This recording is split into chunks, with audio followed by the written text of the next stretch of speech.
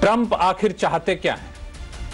पहले भारत के सामानों से दिक्कत हुई तो 50% टैरिफ लगा दिया, क्योंकि अमेरिका में बने सामान मेड इन इंडिया सामान से मुकाबला नहीं कर पा रहा था। और अब भारत से जाकर यूएस में नौकरी करने वालों पर H-1B वीजा फी बढ़ाकर $1 लाख कर दिया, क्योंकि भारतीयों के सामने अमेरिकी टिक नहीं पा रहे थे। ट्रंप का यह नया टेंट्रम क्या रंग लाएगा?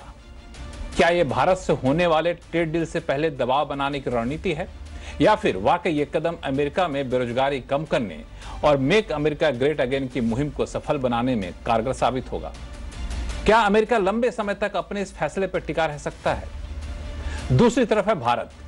हर साल जितने भी H-1B वीजा अमेरिका जारी करता है, उसमें से करीब 70% भारतीय होते हैं, जो वहां के IT सेक्टर में, हेल्थ केयर सेक्टर में जाके काम करते हैं। तो अब उन सेक्टर का क्या होगा? आज ऐसे ही मुद्दे पर चर्चा करेंगे। नमस्कार, मैं हूं लक्ष्मण राय और चर्चा में शामिल होने वाले अपने मेहमान हैं, पूर्व डिप्लोमेट हैं प्रभु दयाल साहब, जो कि अमेरिका को काफी करीब से जानते हैं। एनसीड कैपिटल के मैनेजिंग पार्टनर अनुराग सिंह साहब हैं, जो कि शिकागो से हमारे साथ जुड़ रहे हैं। इंडस्ट्री एक्सपर्ट सुनील सुवर्णम साहब हैं, जो कि पूरे IT इंडस्ट्री पर बड़ी पैनी नजर रखते हैं। वैसे इनकी खासियत है, चूंकि इस पूरे फैसले से IT इंडस्ट्री में बड़ा ही हलचल सा मचा हुआ है। द न्यू इंडियन की एडिटर इन चीफ आरती टिक्कू सिंह है, जो पूरे इस कह सकते हैं कि वर्ल्ड ऑर्डर जिस तरीके से बदल रहा है उस पर काफी पैनी नजर रखती हैं। आप सही मेहमानों का बहुत बहुत स्वागत हमारे शो में। शुरुआत में प्रभु दयाल साहब आपसे आमतौर पे करता हूं, लेकिन आज मैं चाहता हूं कि अनुराग सिंह साहब से ये सवाल करूं, क्योंकि वो शिकागो से जुड़ रहे हैं और अमेरिका के नीतियों पे बड़ा ही पैनी नजर रखते हैं। तो अनुराग सिंह साहब, पहला सवाल आपसे कि ठीक है, $1 लाख का फी लगा दिया, अलग अलग दलीलें दी गई जो व्हाइट हाउस के ऑर्डर में पूरा लिखा हुआ है, लेकिन मैं थोड़ा समझना चाहता हूं आसान भाषा में कि ट्रंप इस H-1B वीजा पे फी बढ़ाकर आखिर क्या मकसद हासिल करना चाहते हैं? लक्ष्मण, देखिए, एक इमिग्रेशन जो एक मुद्दा है इस समय, वो यूरोप में कह लीजिए, वेस्टर्न नेशन में कह लीजिए, सभी जगह एक मुद्दा है और वो एक सीरियस इशू बन चुका है। बिकॉज इमिग्रेशन तब तक लोगों को पसंद आता है जब तक वो सेलेक्टिव हो और उससे देश को फायदा हो रहा हो। लेकिन जब वो मैस इमिग्रेशन हो जाता है और कंट्री के लोगों को ही नुकसान होने लगता है, तो फिर सेंटिमेंट लड़ जाता है इमिग्रेशन के अगेंस्ट। और ये सब कंट्रीज डेमोक्रेसीज हैं, यूरोपियन कंट्रीज देख लीजिए, अमेरिका देख लीजिए, कनाडा देख लीजिए, ऑस्ट्रेलिया। तो एंड डेमोक्रेसी में तो सरकारों को वही करना होता है जो कि पब्लिक का सेंटिमेंट है। तो आई थिंक लक्ष्मण जी, ये सेंटिमेंट काफी समय से सिमर हो रहा था। इस पे बस दो बातें मैं कहता हूं, उससे बात चर्चा को और फैलाते हैं जी। एक, ये इंडिया के अगेंस्ट रिटेलिएशन नहीं है। बहुत लोग इसको टैरिफ से लिंक कर रहे हैं, ये एकदम अलग ट्रैक है और ये बहुत समय से चल रहा है। ये इलेक्शन से पहले ही ट्रंप काफी पहले से ये प्रॉमिस कर रहे थे और काफी सारे रिफॉर्म्स ये वो है जो 2016-17 में भी करना चाहते थे, लेकिन ये प्रायोरिटीज में थोड़ा पीछे थे।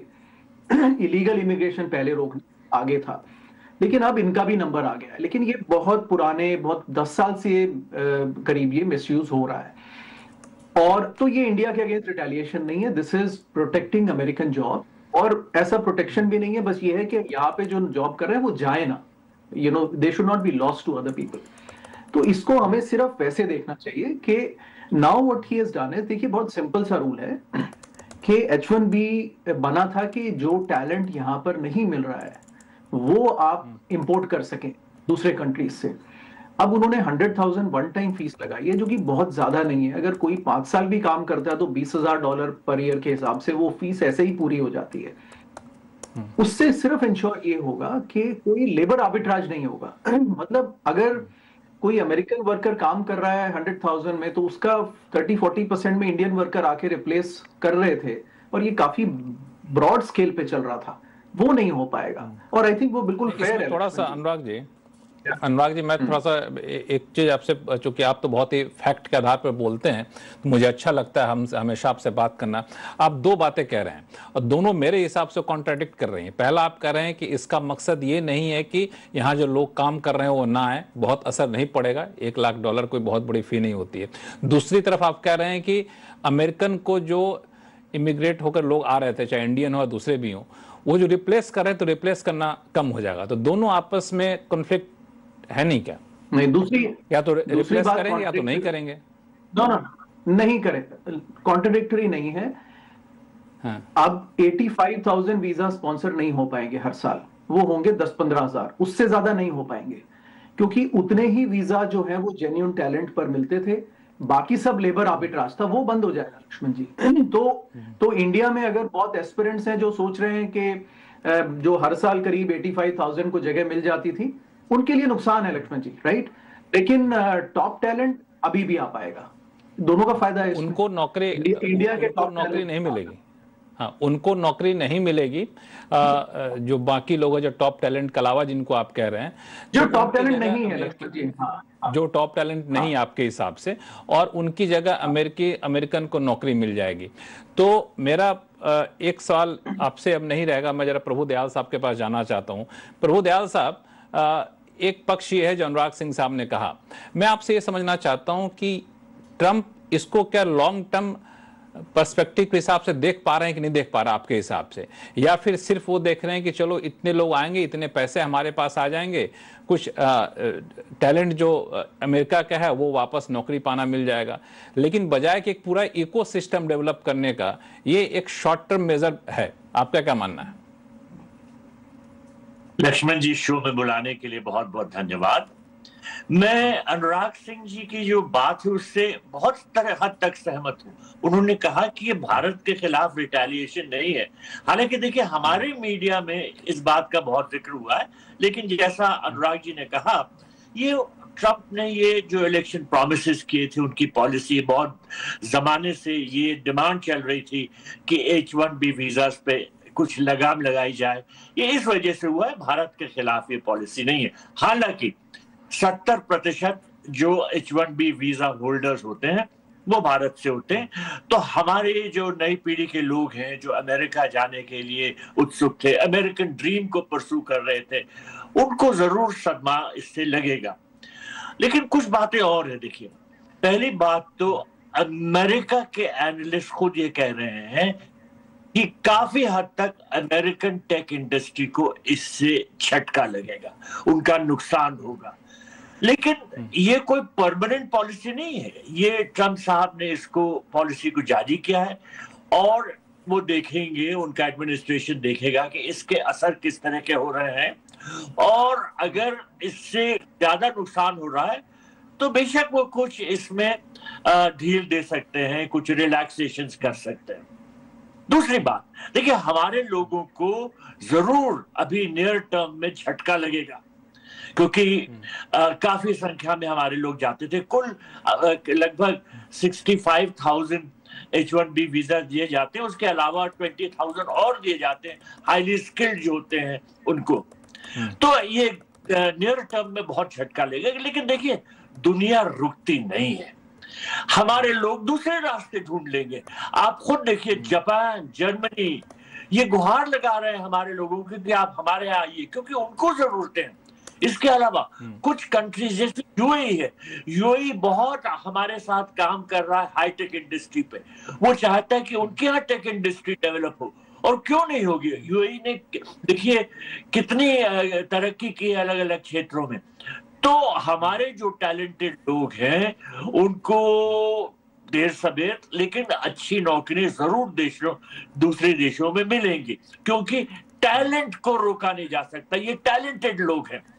इसके अलावा एक बहुत बड़ी बात यह है कि हमें खुद ये कोशिश करनी होगी कि हमारे यहाँ पूरी सी पूरी जो जरूरतें हैं वो हमारे लोग से पूरी हो। और मतलब कि हमारे यहाँ जो मार्केट है बड़े टेक लोगों का, हमारे यहाँ इंडस्ट्रियल डेवलपमेंट हो और ज्यादा, और स्टडी इन इंडिया और वर्क इन इंडिया, इस पे जोर होना होगा। हमारे लोग जो जाके अमेरिका को एनरिच करते हैं, अगर वहां पर रोक लग रही है तो वो अगर नहीं जाएंगे तो ये जो ब्रेन ड्रेन होता था अब ये वापसी की दिशा में हो जाएगा, और मेरा मानना है कि ये ब्रेन गेन हो जाएगा।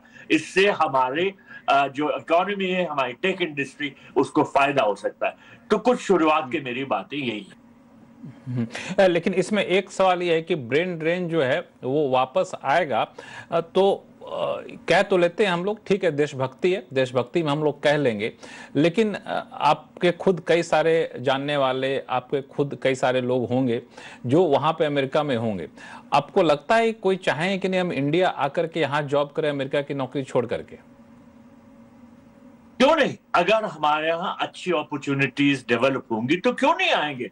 इसके अलावा जैसे मैंने कहा, बहुत से ऐसे दूसरे देश हैं, जर्मनी, जापान, यूके भी, जो हमारे स्किल्ड प्रोफेशनल्स को आमंत्रित कर रहे हैं और ये पैगाम देने की कोशिश कर रहे हैं कि उनके लिए दरवाजे खुले हैं, वो आके काम करें। अभी देखिए, इसमें दोनों ही चीजें जापान गए थे, इसमें दोनों ही चीजें हैं दयाल साहब कि एक तो इकोसिस्टम हमें अपने यहाँ बनाना होगा कि वहां के लोग हमारे यहाँ काम करें और हमारे यहाँ काम करके यहाँ पे रहें।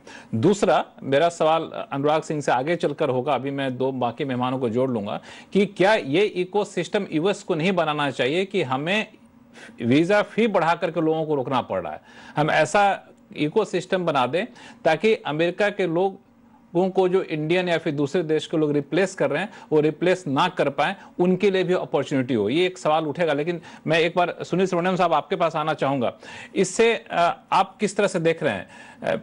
एक दयाल साहब ने कहा कि ब्रेन ड्रेन जो है वापस इंडिया आएंगे, इसकी संभावना कितनी है, कितने हम लोग, हमारी इंडस्ट्री तैयार है इसके लिए?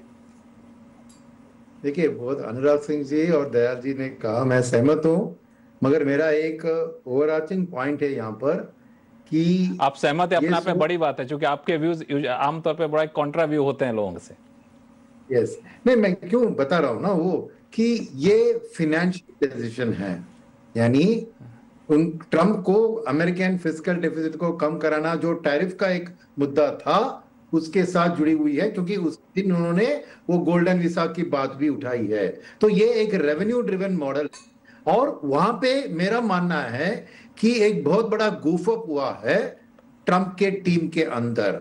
इसलिए आप जाके वो वीडियो देखिए जहां पे ये अनाउंस हुआ था, मिस्टर लुटनिक उनके साथ कह रहे कि ये साल पर साल लगेगा और रिन्यूअल्स पे भी लगेगा, और उन्हें लगाया $100 बिलियन, जिससे वो अपना एंटी इमिग्रेशन जो भी काम करना है उसको फाइनेंस करेंगे। फिर अगले दिन उनके क्या जो कैथरीन जो है, उन्होंने कहा कि नहीं, वापस ले लिया, क्योंकि ये बहुत बड़ी एक मिस्टेक थी, क्योंकि $100,000 पर ईयर, तो it was idiotic if I may say so, right. मगर इसका मेन एक फाइनेंशियल डिसीजन था। अगर उनको डोमेस्टिक जॉब्स प्रोटेक्ट करना है तो 85,000 को 40,000 कीजिए ना, सीधे आधा कीजिए, या क्वार्टर 50,000 कीजिए।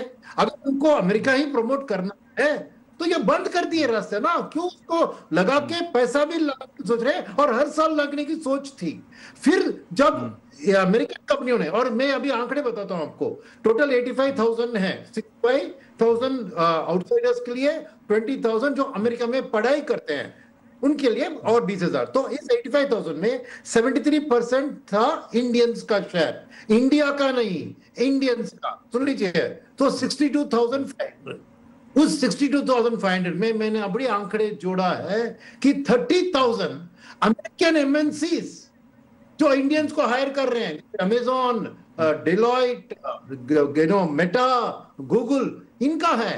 हमारी टॉप 5 इंडियन कंपनीज का 13,000 है, तो 30 + 13 43 out of 62, और बाकी के 22 किनके पास है?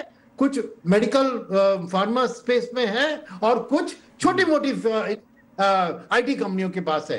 तो मैं क्या कह रहा हूं कि ये डेफिनेटली अमेरिकन कंपनीज को ही नुकसान है ना ये, क्योंकि उनको ही भरना है। तो उन्होंने, और 2 दिन पहले या 3 दिन पहले इन सबके साथ बैठक, डिनर किया था मिस्टर ट्रंप ने सभी अमेरिकन ये सीईओ के साथ।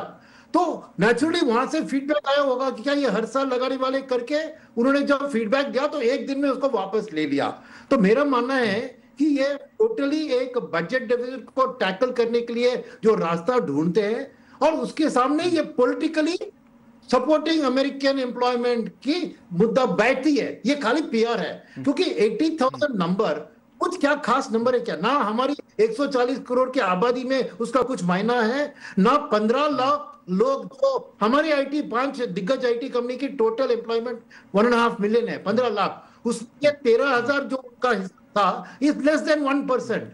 तो नहीं हमारे आईटी इंडस्ट्री के ऊपर इम्पैक्ट होगा। यस, इंडियंस जो चाहते थे कि हम H1B वीजा लेकर अमेरिका में काम करें, उनकी ख्वाहिशें थोड़ी धूल में चली गई। बिकॉज मेरा मानना है इस रास्ते से, जैसे अनुराग कह रहे थे, ये एक्चुअली ओबिचुअरी है H1B सिस्टम का, क्योंकि अनलेस एक एम्प्लॉयमेंट को आप $200,000 देने के लिए तैयार है, उसके लिए 6 साल के ले रहा हूं, $17,000 पर ईयर, तो that is okay, 8% more than there salary, वो तो एडजस्ट करके पढ़ सकते हैं। मगर एवरेज आईटी एम्प्लॉय जो इंडिया से जाता है उसका $60,000 to $80,000 है, उसमें अगर $17,000 एडिशनल छोड़ने वाले हैं तो इट इज बिकम्स अनवायबल।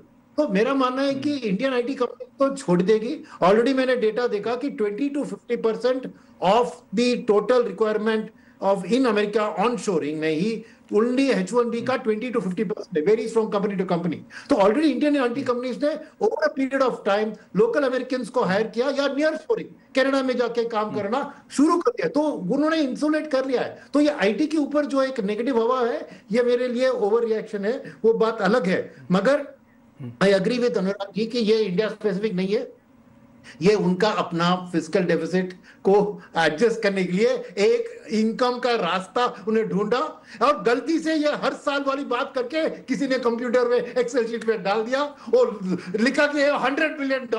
तो ये सब एब्सोल्यूट रबिश है, क्योंकि उतना इनकम नहीं आएगा, ये H1B प्रोग्राम कोलैप्स हो जाएगी और उनका इनकम का जो ख्वाहिश है वो पूरा खत्म हो जाएगी। मगर जरूर जो इंडियंस है जिनकी एक आशा थी कि मैं अमेरिका में, क्योंकि ये ना ही ग्रीन कार्ड के लिए कुछ आसान बनाती है, क्योंकि परमानेंटली H1B में रहकर 20-25 साल लगते हैं ग्रीन कार्ड लगने में, तो ये क्या है, टेम्पररी 6 ईयर का एम्प्लॉयमेंट है उधर जाकर। तो मेरा मानना है कि ये इजिली करेंगे, ना ही ये 85,000 नंबर इतना छोटा नंबर है, तो इसके ऊपर इतना चर्चा, इतने मार्केट में करेक्शन, ये सब मुझे ओवरडन लग रहा है, ये कुछ नहीं है। और ये ट्रेड टॉक्स का और इसका कुछ संबंध नहीं है, वो मैं अनुराग जी से सहमत हूं। आरती मैं आपके पास आऊंगा, लेकिन एक छोटा सवाल अनुराग जी आपसे, जो इन्होंने कहा सुनील जी ने कि ये दरअसल ये बहुत बड़ा कोई जो पैसा जुटाने वाली योजना, मतलब मैं तो सीधा सवाल पूछूं मोटी भाषा में, अमेरिका की हालत इतनी खराब हो गई क्या कि इमिग्रेशन पे पैसा लेकर के वीजा पे फी बढ़ा करके अपना फंडिंग करेंगे, डेफिसिट कम करेंगे? नहीं लक्ष्मण जी, एक तो ये रिवर्सल नहीं है। देखिए, मैं हमेशा जब चर्चा करता हूं तो मैं थोड़ा सा एक सॉफ्ट इशारे में कह देता हूं, जो लटनिक साहब कहे और नवारो साहब कहे उनको ज्यादा आप सीरियसली मत, उनके कमेंट्स को आप जाने दीजिए। जो स्कॉट बेसेंट बोले वो ध्यान से सुनिए, क्योंकि अमेरिका में भी बहुत सारे लोग H1B ज्यादा समझते नहीं है। तो लटनिक साहब कह गए कि तो हर साल लगेगा, वो लैंग्वेज में था कि ऑन एवरी पिटिशन, और पिटिशन तो 3 साल में एक बार दाखिल होती है, तो कोई यू टर्न नहीं लिया उन्होंने। हाँ, एक चीज कही है उन्होंने, बट वो भी इम्प्लाइड था, क्योंकि उन्होंने एंट्री इनटू यूएस में कहा है कि जो रिन्यूअल होंगे उन पे नहीं लगेगा, क्योंकि रिन्यूअल तो यूएस के अंदर रह के ही आप कर सकते हैं। हालांकि रिन्यूअल के लिए कुछ और प्रोग्राम आएगा बाद में। ये रेवेन्यू कमाने का जरिया नहीं है। देखिए, इसमें आप ग्राउंड पे उन लोगों की जॉब्स देखिए लक्ष्मण जी, जिनके जॉब्स जा रहे हैं। माइक्रोसॉफ्ट 15,000 लोग, 10,000 लोगों को ले ऑफ करता है यूएस में, और 10,000 वीजा स्पॉन्सर करता है H1B। ये एडअप तो नहीं होता ना, वो सब बुलेटिन को पढ़िए आप, उसमें सब दिखा हुआ है। ये लक्ष्मण जी, ये इतनी ओपन बातें हैं कि, और कंपनीज का देखिए, व्हेन वी से अमेरिकाज लॉस, देखिए ये सीरियस चर्चा के पास आता हूं, अमेरिका का लॉस कोई सीरियस चर्चा। आप ही के पास आता हूँ, क्यों जरूरत पड़ती है 15,000 अमेरिकन को बाहर करने का, 10,000 इंडियन को या फिर वीजा स्पॉन्सर करने का, इंडियन हो चाइनीज हो जो भी हो, क्यों जरूरत पड़ती है? बड़ा बेटा लक्ष्मण जी, तो कंपनीज का प्रॉफिट हमेशा मैक्सिमाइज करने की कोशिश कर, तो जीसीसी इंडिया में क्यों खोले जा रहे हैं? क्यों 2.5 मिलियन लोग इंडिया में ग्लोबल कैपेबिलिटी सेंटर में काम कर रहे हैं? बैंक ऑफ अमेरिका के 30,000 लोग इंडिया में क्यों काम कर रहे हैं? क्योंकि कॉस्ट में फर्क है। वही जो बैकएंड काम बैंक ऑफ अमेरिका $20-25,000 साल के खर्चे में इंडिया में सेंटर खोल के बिल्डिंग में करा लेगा, उस एक जॉब के लिए यहाँ पर 100,000 प्लस देने पड़ेंगे। तो कंपनीज को तो फायदा है ना, इसलिए इसमें इंडिया का भी फायदा है।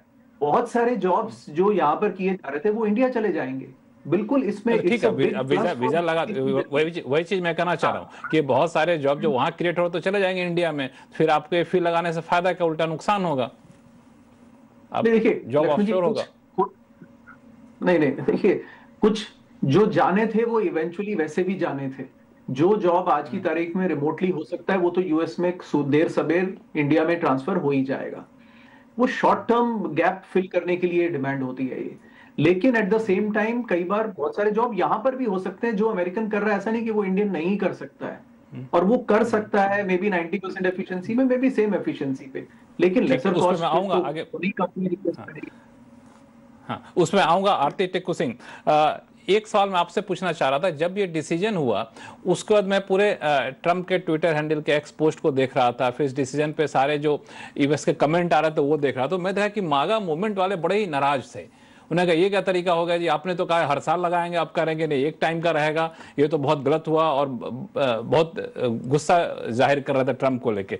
तो क्या ये सारा कुछ उस मागा मूवमेंट वाले को संतुष्ट करने की रणनीति थी, इससे ग्राउंड पे बहुत कुछ नहीं बदलेगा, या फिर ये कहें कि जानते हुए भी कि नुकसानदेह होगा, हमने वादा किया था चुनाव में उसको पूरा करना है, कुछ उस तरह की रणनीति है या फिर कुछ और है? देखिए लक्ष्मण जी, मुझे लगता है अनुराग ने बहुत ही विस्तार से समझाया कि जो सेंटिमेंट है यूएस में वो बहुत रियल है, कि उनकी इनफैक्ट जो वर्किंग क्लास है उनकी जॉब्स इनफैक्ट बहुत लंबे समय तक 20-30 साल में, जब ग्लोबलाइजेशन का जो एरा चला उसमें उनकी जॉब्स गई, और वो जॉब्स ली इंडियंस ने, चाइनीज ने। हमने देखा आउटसोर्सिंग कितनी हुई, और उससे उनको एक जो इफेक्ट पड़ा इकोनॉमिकली, हमने देखा कई सारे शहर तबाह हुए यूएस में, और कई लोगों के पास नौकरियां नहीं थी।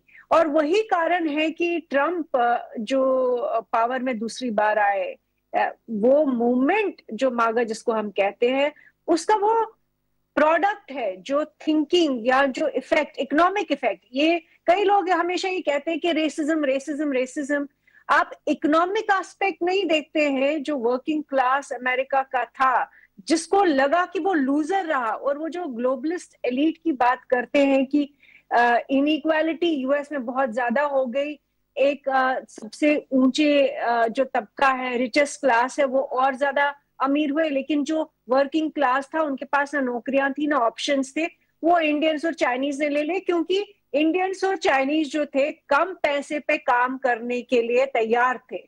तो एक तो ये इशू है कि मुझे नहीं लगता है कि इसको मागा को रिडिक्यूल करना चाहिए। मुझे लगता है उनका एक सर्टेन सेंटिमेंट भी है और एक इकोनॉमिक लॉजिक भी है। और तीसरी बात मैं कहूंगी कि आप दूर क्यों जाए, हम अपने ही इंडिया की जब बात करते हैं, हम इलीगल इमिग्रेंट्स की बात कर रहे हैं, लगातार करते आ रहे हैं, डेमोग्राफिक मिशन की बात कर रहे हैं, वो क्या सोच के कर रहे हैं? अभी भी कई सारे लोग जो बिहार को लेके बोल रहे हैं कि घुसपैठिए हैं, जॉब्स ले रहे हैं, या ये इशू जो है काफी इंडिया में भी सेंटिमेंटल है कि हमारी इकोनॉमी, हमारी मेहनत, हमारा पैसा हम इलीगल इमिग्रेंट को क्यों दें।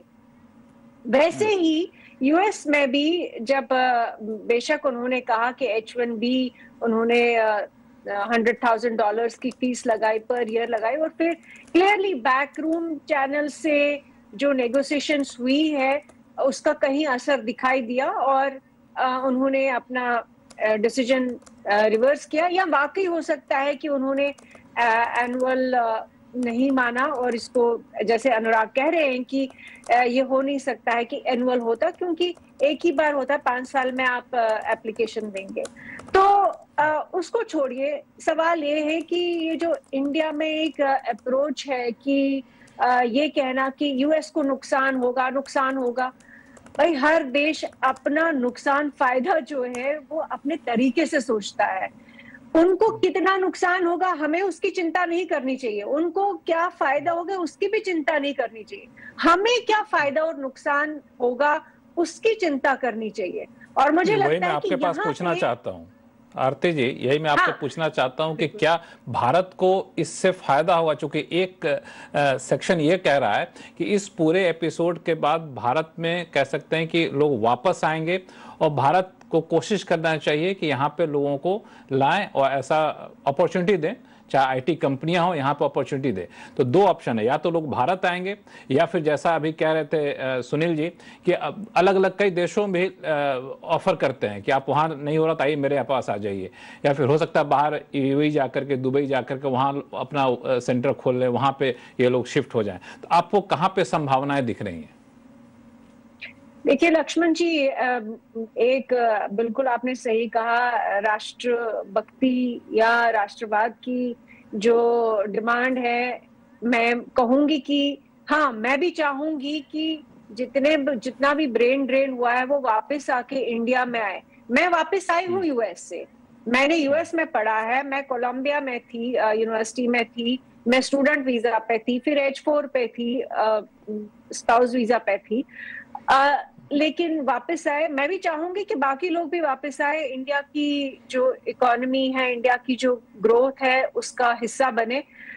लेकिन सच्चाई ये है कि क्या हम वाकई तैयार है, और क्यों इतने बच्चे जो है इतना, इनफैक्ट लेबर आर्बिट्राज की जब बात हो रही थी, अनुराग कर रहे थे, मुझे मालूम है कि बहुत सारे लोग जो है जो इनफैक्ट चूंकि मैंने कोलंबिया में पढ़ा है, ऐसा नहीं है कि अमेरिकन बच्चे अकाउंटिंग नहीं पढ़ रहे हैं, अमेरिकन बच्चे टेक्नोलॉजी नहीं पढ़ रहे हैं, मैं उन्हीं लोगों के साथ पढ़ी हूँ। ऐसा नहीं है कि उनके बच्चे जो एवरेज बच्चे हैं हमारे एवरेज बच्चों से कोई कम है, लेकिन मैंने देखा कि कई सारे एवरेज बच्चे इंडिया के बाय डिफरेंट मीन्स वो H1B ले लेते हैं, और चूंकि लेबर आर्बिट्राज हुआ है इतने सालों से, जिसका जिक्र इलॉन मस्क ने भी किया है कि हमको, इनफैक्ट अगर आप देखें उनका नैरेटिव डे वन से, उनका आर्गुमेंट डे वन से रहा है कि हमको क्रीम ऑफ द क्रीम चाहिए, हमको the best minds from the world जो है वो चाहिए,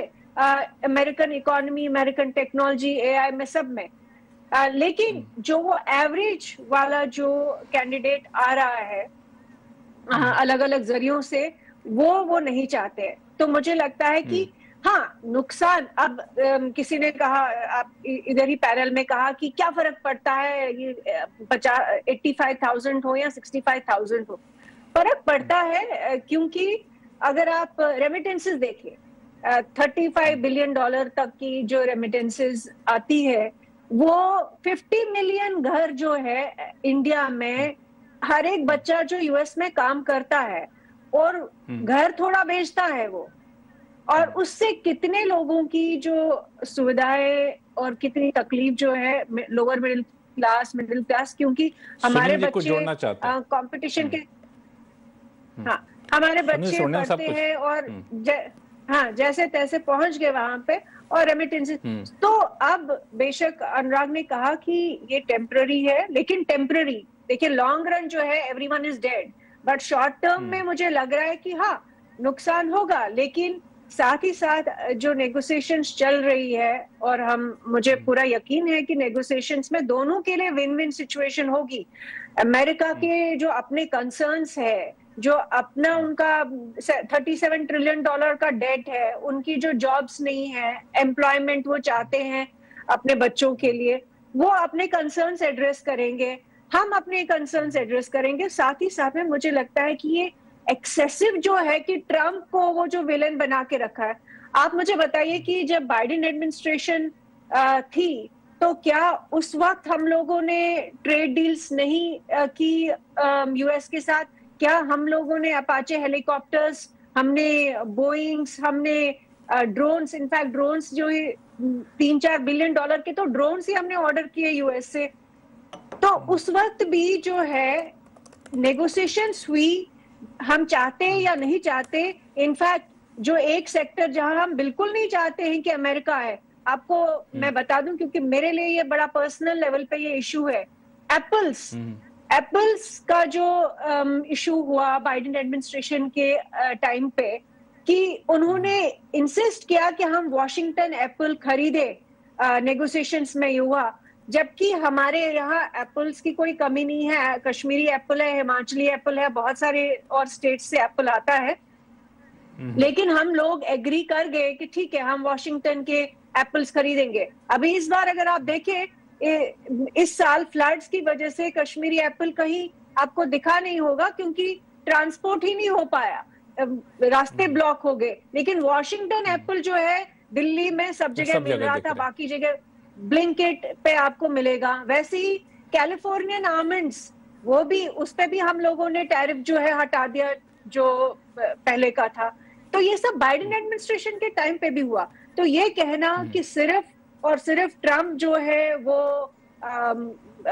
इविल टाइप के हैं या कुछ इस तरह का कुछ कर रहे हैं, मुझे नहीं लगता। सब अपने अपने देश के बारे में सोच रहे हैं। वो मांगा चाहते हैं तो हम भी मेक इंडिया ग्रेट अगेन चाहते हैं, ग्रेट अगेन चाहते हैं। बिल्कुल, यही प्रधानमंत्री जब गए थे ट्रंप के दूसरे शपथ ग्रहण के बाद, तो ऐसी कुछ बातें उन्होंने कही कि आप मांगा चाहते तो हम भी इंडिया को ग्रेट बनाना चाहते हैं। सुनील सुवर्ण साहब, कुछ आप जोड़ना चाह रहे थे, आप बोल लीजिए, तो फिर मैं प्रभु दयाल साहब के पास जाऊंगा। दो बातें। फर्स्ट, हम क्यों घर वापसी की बात कर रहे हैं?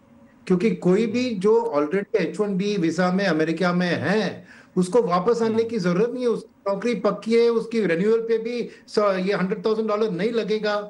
तो ये घर वापसी की जरूरत नहीं। ये खाली फ्रेश जो लोग जाना चाहते हैं उनके लिए शायद दरवाजा अभी महंगा हुआ है, कंपनी जो हायर कर रही है। बट एग्जिस्टिंग जो अमेरिका में इंडियंस है, उसमें क्या दिक्कत है? उसमें H1B पे ऑलरेडी है, काम कर रहे हैं। जब तक उनका रिन्यूअल होगा ठीक रहेगा।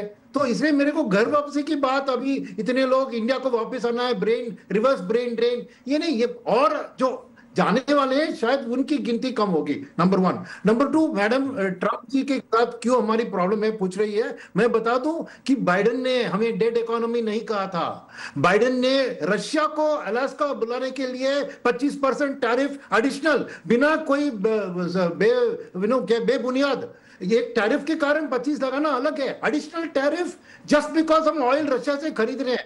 ऐसी जो चीजें उन्होंने की, इसलिए ट्रंप के अगेंस्ट एक इधर फीलिंग है। ऐसा नहीं है कि हम ट्रंप को हेट करते हैं, बाइडेन को लव करते हैं, ऐसा नहीं है। और उनके ही एक्शंस, जो डेड इकोनॉमी बुलाना, जो इंडिया को पनिश करने की तरह 25 लगाया, ये सब बहुत हमारी जो है कि ना, क्या कहते हैं, ब्लड को बॉयल करने लगी। इसीलिए वो ट्रंप के बाद फीलिंग है, not about anything else. Sorry, go ahead. Aarti को जोड़ना चाहते हैं। आरती। लक्ष्मण, हाँ लक्ष्मण जी, देखिए ट्रम्प की जो पहली एडमिनिस्ट्रेशन थी, उसी वक्त सारी दुनिया को समझ आया था कि प्रेसिडेंट ट्रम्प जो है बाकी यूएस प्रेसिडेंट से हटकर है। उनके टैक्टिक्स पहली ही टर्म में समझ आ गए थे, जब यूएस चाइना का टैरिफ वॉर, ट्रेड वॉर चल रहा था और उसको कोल्ड वॉर 2.0 बोल रहे थे। तो अगर किसी को भी आश्चर्य हुआ है इस बार कि ट्रम्प जो बोलते हैं या करते हैं, उनके ट्वीट्स जो थे इतने फेमस हो या जो भी कहे, इतने फेमस पहली ही टर्म में थे कि आपको याद होगा कि बाइडेन एडमिनिस्ट्रेशन के टाइम पे उनका तो एक्स अकाउंट ही ब्लॉक कर दिया। तो ये कोई नई बात नहीं थी। मुझे लगता है कि किसी को भी अगर शॉक हुआ है, आश्चर्य हुआ है इंडिया में पॉलिसी मेकर्स को, डिसीजन मेकर्स को, इसका मतलब है कि खुद की उनकी कोई तैयारी नहीं थी। उन्होंने एंटिसिपेट नहीं किया था कि ट्रम्प के जो टैक्टिक्स होंगे, उनके नेगोशिएटिंग टैक्टिक्स जो होंगे, और उनके जिस तरह से वो पब्लिक में जिस तरह से वो बोलते हैं, मैक्सिमलिस्ट पोजीशन लेते हैं और फिर वो क्लाइम डाउन भी करते हैं। कई कहते हैं ईगो वगैरह, पर मैंने डे 1 से कहा है कि ईगो की बात नहीं, उनके टैक्टिक्स है ये। और अगर वो साइकोलॉजी नहीं समझ आ रही हमें, हाँ। तो ये भी क्या एक उनके टैक्टिक का हिस्सा है क्या कि इस तरह से $1 लाख का आप फी लगा दें? और हालांकि आपने कहा कि इसका कोई बहुत नाता रिश्ता है नहीं जो ट्रेड डील नेगोशिएट हो रहा है, लेकिन कहीं ना कहीं नेगोशिएटिंग पावर में एक तरह से दबाव फैक्टर के काम के तौर पर काम तो करेगा। प्रभु दयाल साहब। बिल लक्ष्मण जी, पहले तो मैं ये कहना चाहूंगा कि आरती जी के पेरेंट्स बहुत लकी हैं कि वो अमेरिका में पढ़ने के बाद वापस आ गई। मेरे अपने जुड़वा बच्चे जो लगभग इन्हीं की उम्र के हैं, सन 2000 में अमेरिका गए थे पढ़ने के लिए, जब मैं कुवैत में एम्बेसडर था। उनको स्कॉलरशिप्स मिल गई थी, वो अमेरिका चले गए। उसके बाद H1B वीजा, पढ़ाई के बाद H1B वीजा मिला, फिर ग्रीन कार्ड मिला, फिर सिटीजन हो गए, तो वो वहीं रुक गए। तो ज्यादातर जो बच्चे थे वो वापस नहीं आते थे। मैंने कहा जो आरती सिंह जी के पेरेंट्स बहुत लकी हैं कि ये वापस आ गए उनके साथ। दूसरी बात, सुनील जी ये सही कहा था कि इसमें बहुत गलत सलत पहले चीजें थी।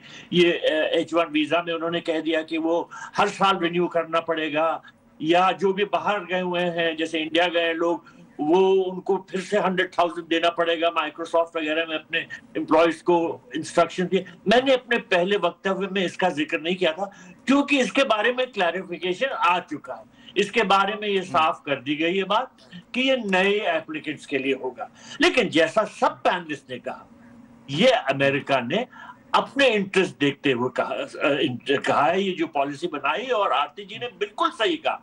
हमें ये नहीं सोचना चाहिए कि अमेरिका के इंटरेस्ट में क्या है, उनका क्या नुकसान है, क्या फायदा है। हमें ये देखना चाहिए कि हमारे क्या इंटरेस्ट में हमारा क्या नुकसान हो रहा है। देखिए, जो नई पीढ़ी के लोग हैं जो उम्मीद लगाए थे, उनको नौकरी मिल रही थी अमेरिका जाने की, अब वो सितंबर से ये जो नया रूल आ गया है इससे उनको जरूर झटका लगा है। लेकिन क्या हम इस झटके को इसके दूर करके इससे आगे नहीं बढ़ सकते? पहली बात तो जैसा मैंने कहा था, गवर्नमेंट ऑफ इंडिया को इसमें बड़ा प्रोएक्टिव रोल प्ले करना होगा। पहले तो new opportunities with in India create करनी होगी। कुछ ऐसी कंपनीज हैं जो इंडिया में जॉब्स रिलोकेट कर सकती हैं, यहां से काम करा सकती हैं। ये अनुग्रह जी ने कहा था, ये अनुराग जी ने, कि ऐसा किया जा सकता है। इसके अलावा हमें दूसरी कंट्रीज, जैसा मैंने पहले भी जिक्र किया था, Germany, Japan, UK, Australia, UAE, ये सब कंट्रीज जो है टेक सेक्टर में काफी आगे बढ़ना चाहती हैं। इनके पास इतनी स्किल्ड मैन पावर नहीं है। इनके साथ हम बातचीत करके अग्रीमेंट्स भी कर सकते हैं कि हमारे बहुत से लोग वहां जाके काम कर सकते हैं। लेकिन हमें इस बैठे रहना नहीं है, छाती नहीं पीटनी है कि देखिए हमारा नक्शा। हमें कुछ प्रोएक्टिव होके इसको सॉल्व करना है, इस प्रॉब्लम को, और उसमें गवर्नमेंट ऑफ इंडिया बड़ा इंपॉर्टेंट रोल प्ले कर सकती है। ये इंपॉर्टेंट रोल प्ले करने के लिए करना क्या चाहिए, सुनील सोढन साहब? देख, करने के लिए पहली बात है कि हमें जो सिचुएशन हमें देखकर, ये अभी क्या है, कितना बात कर रहे हैं हम, 62,000 पीपल की बात कर रहे हैं, राइट? 70% हमें मिल रही थी। 62,000 लोगों को अमेरिका में अभी क्या नौकरी मिलेगी क्या नहीं, तो उसके लिए तो फर्स्ट थिंग क्या है, इसमें से जैसे मैं कह रहा था 13,000। थोड़ा सा एक चीज मैं सुनील जी मैं थोड़ा सा इसमें एक चीज और जोड़ दूं, फिर मैं आप अपनी बात को कंटिन्यू करिएगा। सिर्फ बात नौकरी तक नहीं है, बात है कि लोग वहां पढ़ने के लिए ज्यादा उत्सुक होते थे कि पढ़ाई कर लेंगे, वहां अच्छी डिग्री ले लेंगे, फिर डिग्री लेने के बाद वहां जॉब कर लेंगे, जॉब के बाद फिर अपने फ्यूचर और ज्यादा वहां सेटल देखते। तो उन सारे, कह सकते हैं पूरे उस सारे सपनों पे एक तरीके से कहें तो पानी फिरता हुआ दिख रहा है, जो अमेरिका जाना चाहते थे पढ़ाई के लिए, फिर वहां जॉब करने के लिए। उस लिहाज से देखें तो थोड़ा सा इंपैक्ट ज्यादा है। सिर्फ हम नंबर देखें जॉब का तो उससे थोड़ा सा कम इंपैक्ट दिखता है। बट अमेरिका गवर्नमेंट को किसके बारे में सोचना चाहिए? यहाँ बिना रोजगार, यहाँ नौकरी नहीं मिल रही है। कोई अमेरिका पढ़ाई करके उसके पेरेंट्स को पैसा है, उनको पढ़ाई कराने के लिए स्कॉलरशिप मिलता है, और उसको अमेरिका में जॉब करने के लिए इंडियन गवर्नमेंट क्यों सपोर्ट करे? अरे इंडियन गवर्नमेंट हमको यहाँ एनवायरनमेंट क्रिएट करके यहाँ रहने के लिए ठीक कार्रवाई करना है, अमेरिका के साथ नेगोशिएट करके इसमें हल दे दो। क्यों? अरे अल्टीमेटली ये ब्रेन ड्रेन है ना हमारे लिए। वो लोग उधर जाते हैं H1B से, फिर ख्वाहिश रहती है कि उधर ही रह जाए, राइट? तो इनके लिए कुछ करने की जरूरत नहीं है, बट इंडिया में माहौल क्रिएट करना है ताकि इन लोगों को जो अमेरिका की जो ख्वाहिशें हैं उसको यहीं पे पूरा कर सके, in terms of quality of life, in terms of quality of job. तो उसके ऊपर गवर्नमेंट की पॉलिसी जो भी कर सकते हैं वो करना चाहिए, मगर अमेरिका के साथ नेगोशिएट करके इसको हटा दो, ये 100,000 को 20,000 करा दो, ऐसी बात में करने की जरूरत नहीं है, because it is not ultimately these people. एक तरह से आप देखिए कि अगर कोई सोच रहा है कि मैं अमेरिका में जाके पढ़ाई करूं, उधर ही जैसे प्रभुदयाल के बेटे हैं, अगर ऐसी सोच होती है तो हमारे देश की जनता भी कहेगी अरे ये तो गैर देश में जाके काम करना चाहता है, उसकी जीडीपी को बढ़ाना चाहता है, इंडिया क्यों उसको सपोर्ट करे? अरे भाई ये क्या है? मैं नहीं कह रहा हूं क्योंकि प्रभुदयाल के बच्चे उधर है इसलिए मैं नहीं कह रहा हूं, बट एक तरह से ये देशद्रोही है ना। अरे यहाँ पे हम अगर मौका देंगे यहाँ पर, अरे देखिए इंडिया में इसरो जैसी ऑर्गेनाइजेशन वर्ल्ड क्लास है, हमारी न्यूक्लियर एस्टेब्लिशमेंट वर्ल्ड क्लास है। ऐसा नहीं है कि हाईटेक जॉब यहाँ पे नहीं है, क्योंकि सही दिशा दिखा के उनको वो प्रमोट करना चाहिए। ऐसा नहीं है कि अमेरिका में ना जाओ तो जर्मनी जाओ। अरे बाहर क्यों भेजना चाहते हैं हम? हमारी टॉप क्वालिटी ब्रेन्स को हमें इंडिया में रखने के लिए जो भी कोशिश कर रही है वो माहौल क्रिएट करना है, वही मैं कहूंगा कि गवर्नमेंट को करना है। ये बाहर जो जाना चाहते हैं, अरे वो जाए ना जाए, हमारे देश के लिए क्यों उसके बारे में फिक्र करे।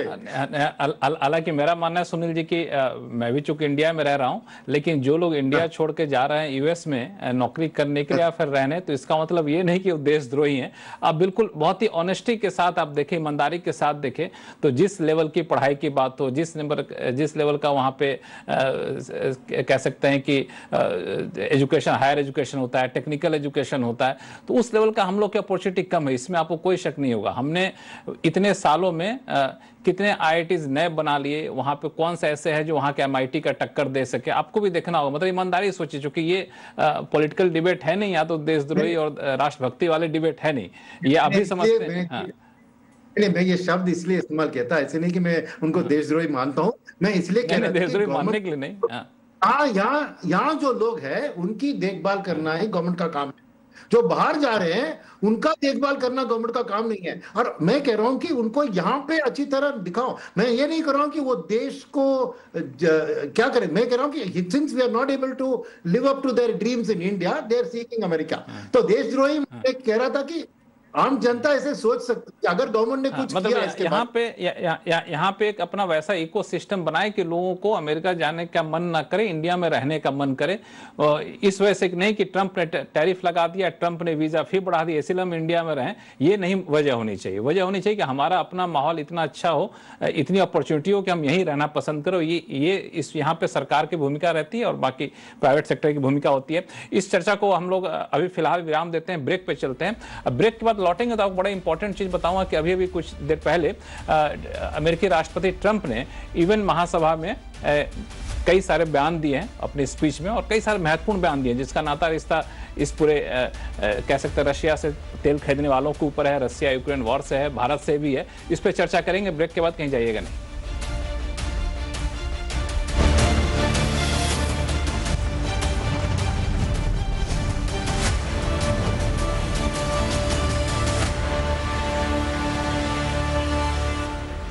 ब्रेक के बाद एक बार फिर सबका स्वागत है। हम लोग चर्चा कर रहे थे कि अमेरिकी राष्ट्रपति ट्रंप ने जो यूएस में H-1B वीजा पे फी बढ़ा के 1 लाख कर दिया है, उसका क्या असर अमेरिका में पड़ेगा, क्या असर भारत पे पड़ेगा, कहाँ पे कितनी अपॉर्चुनिटी बनती है, कितनी समस्याएं होती हैं। काफ़ी दिलचस्प चर्चा चल रही थी। इसी बीच अमेरिकी राष्ट्रपति ट्रंप ने यूएन महासभा में एक स्पीच दिया है। उस स्पीच में कई सारी ऐसी बातें कही हैं जिसको जानना बेहद जरूरी, तो मैं सोचा कभी थोड़ी सी चर्चा इस पे मैं कर लूँ। उन्होंने एक बार फिर से दोहराया है कि रूस यूक्रेन वॉर को जो लोगों ने फंड कर रहे हैं, भारत का नाम कह लें या फिर चीन का नाम ले लें, तो वो सही नहीं है। उन्होंने ये भी कहा कि ऐसे फंड करने वालों के ऊपर टैरिफ लगाने से हम बाज नहीं आएंगे। एक बार फिर से उन्होंने दोहराया कि भारत पाकिस्तान युद्ध हमने रुकवाया है। इस तरह कई सारे उनके बयान आए हैं। पहले एक बार उस स्पीच को सुन लेते हैं और फिर मैं अपने मेहमानों से उस पर रिएक्शन लूंगा।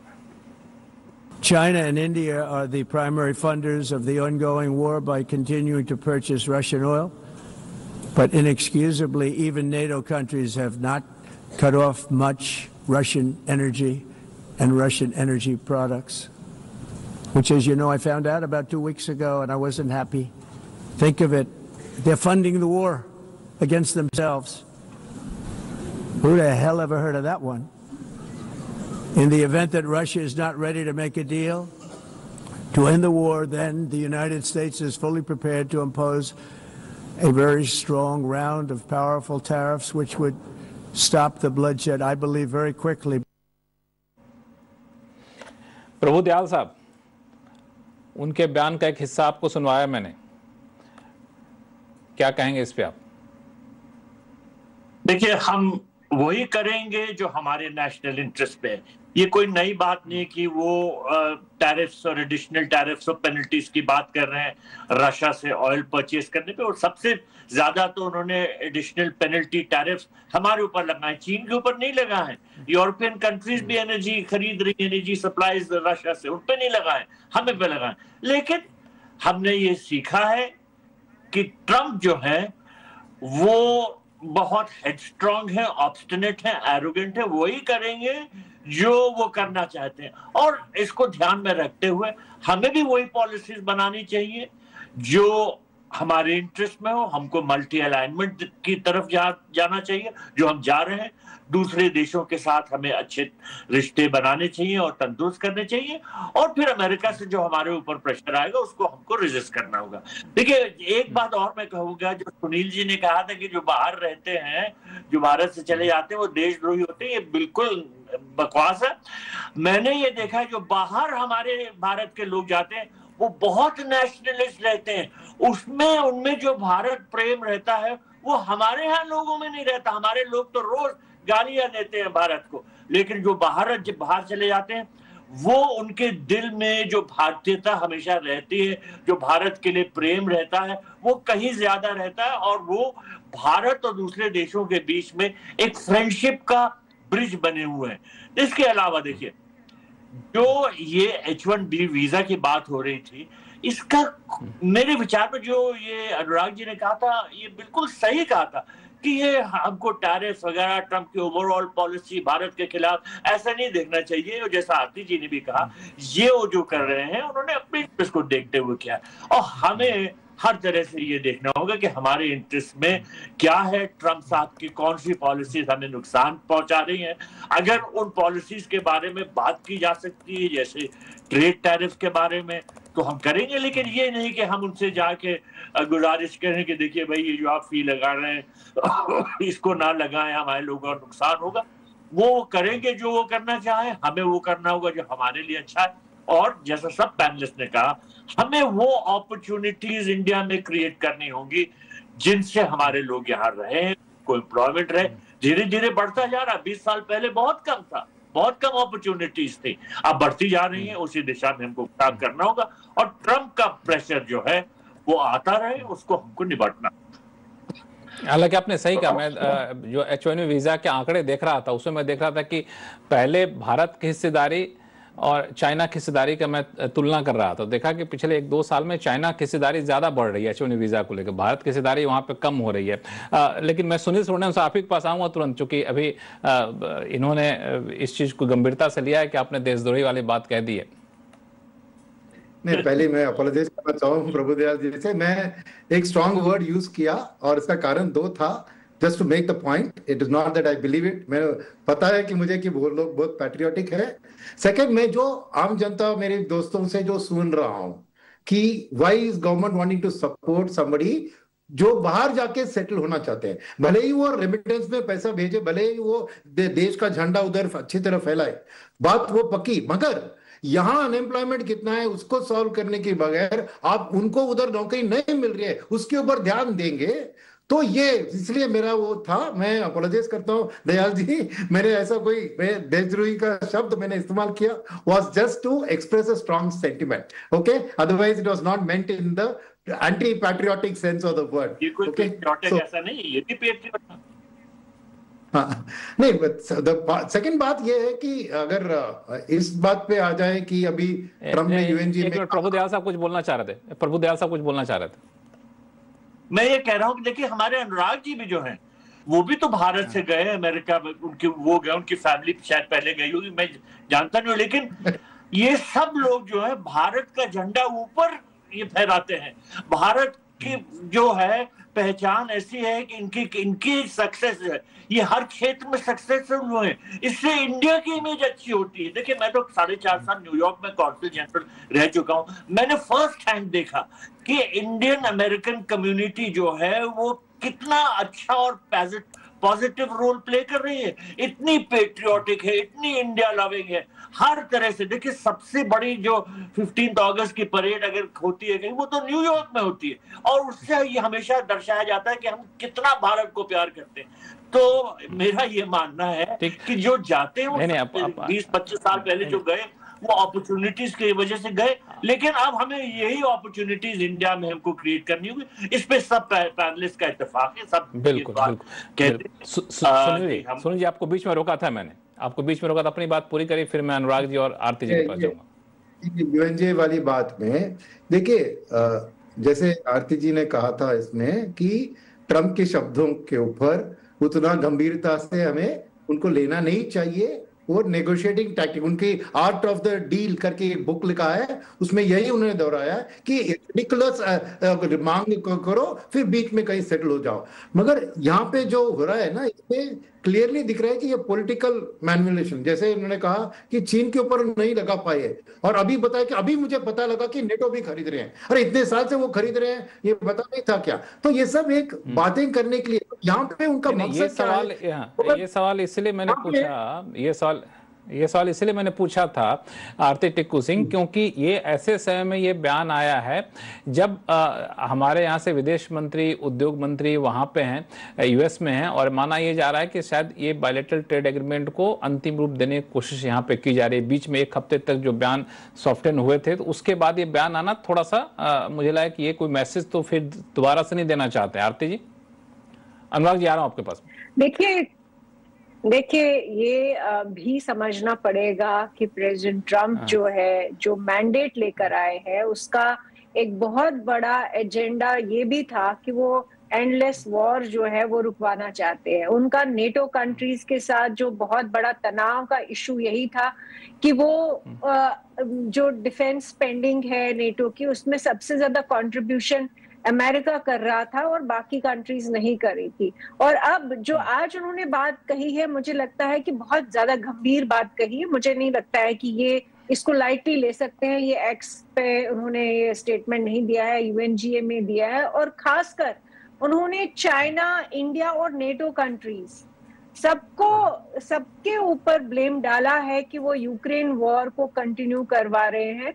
और वो कह रहे हैं कि नेटो कंट्रीज अपने खिलाफ ही जो है वॉर वो स्पॉन्सर कर रही है इन अ वे, क्योंकि वो लगातार रशिया से एनर्जी खरीद रही है। तो मुझे नहीं लगता है कि इस वाला ये जो वाला विषय है इसको हमें लाइटली लेना चाहिए, क्योंकि क्लियरली प्रेसिडेंट ट्रम्प की पूरी कोशिश रहेगी कि वो ये दोनों वॉर्स जो गाजा में चल रहा है और यूक्रेन में चल रहा है, गाजा में वो नहीं रोक पा रहे हैं किसी भी तरीके से, और यूक्रेन में बहुत कोशिश कर रहे हैं वो रोकने की। वो कम से कम चाहेंगे, वो कह रहे हैं ऑलरेडी के साथ उन्होंने जंगे जो है वो, हालांकि उसमें भारत पाकिस्तान का भी जिक्र किया उन्होंने, एक बार फिर से भारत पाकिस्तान जंग को रुकवाने की बात की है यहाँ पे। एक मिनट में अनुराग जी को जोड़ लेता हूँ, कुछ जोड़ना चाहता है, जो शो का समय थोड़ा सा कम बचा हुआ है। अनुराग जी, आप कुछ बोलना चाह रहे थे? लक्ष्मण जी, कहने को तो बहुत कुछ था, अभी तो समय को ध्यान में रखते हुए देखिए 2-4 बातें रखता हूँ। हमें ग्लोबल चर्चाओं में जाने की जरूरत नहीं है, युद्ध वगैरह चलते रहेंगे। आई थिंक आज का जो इशू था उसको मैं समराइज करता हूं। देखिए, हम ज्यादा रेटोरिक में ना फंसे इंडिया में, और बेसिक तौर पे ये समझें कि जैसे मोदी जी की रिस्पॉन्सिबिलिटी है इंडिया के लिए जॉब क्रिएशन, ट्रम्प साहब की रिस्पॉन्सिबिलिटी है अमेरिकन के लिए जॉब क्रिएशन, राइट? तो let us not mix the two sentiments, right? तो ये मोदी साहब का ये काम नहीं है कि यहाँ पे इंडियंस को ग्रीन कार्ड दिलवाएं। हालांकि कुछ लोगों ने बात छेड़ी थी, ये तो ये उतना ही स्टूपिड था जितना हम कहें कि ट्रम्प साहब इंडियंस को जॉब दिलाएंगे। ये उनका रोल नहीं है। आई वेरी मच सपोर्ट, देखिए मैं सुनील जी जो कह रहे हैं ना, मैं उसका सेंटिमेंट रखता हूं, मैं उसके साथ में हूं। अच्छा, पहली बात लक्ष्मण जी, आपने भी एक छोटी सी बात कही थी कि इंडिया का छोड़ के, यूएस का छोड़ के कोई इंडिया क्यों आएगा। देखिए, ये सब बेकार की बातें हो चुकी हैं। आज का वर्ल्ड इतना इंटरकनेक्टेड है, आप कहीं भी ट्रेवल कर सकते हैं, कहीं भी काम कर सकते हैं, राइट? आरती जी भी जहां काम करती हैं, कभी यूएस रहती हैं, कभी यूरोप जाती हैं। हम सब ग्लोबल सिटीजन्स हैं, हमें जहां अच्छा लगता है हम वहां रहेंगे। एक ही जगह स्वर्ग नहीं है धरती पर, हर जगह अगर आपकी कमाई अच्छी है तो आपके लिए दुनिया स्वर्ग है, आप कहीं भी हो। और अगर आप गरीब हैं तो देखिए, आप यहाँ पर यूएस में रह लीजिए, आपकी लाइफ उतनी ही नर्क है जितनी होती है। तो let us just dispel this notion के अमेरिका में सब चंगा है और वहां सब, ये व्यर्थ की चर्चा है, एटलीस्ट टैलेंटेड लोगों के लिए जो कोशिश कर रहे हैं। इस स्पिरिट में मैं बात कहता हूं कि एक अमेरिकन ड्रीम है लेकिन एक इंडियन ड्रीम है। इंडियन ड्रीम क्या है? आप तो बिहार से आते हैं लक्ष्मण जी, आप समझते हैं। एक सेक्शन नॉर्थ इंडिया में उसका इंडियन ड्रीम होता है सरकारी जॉब।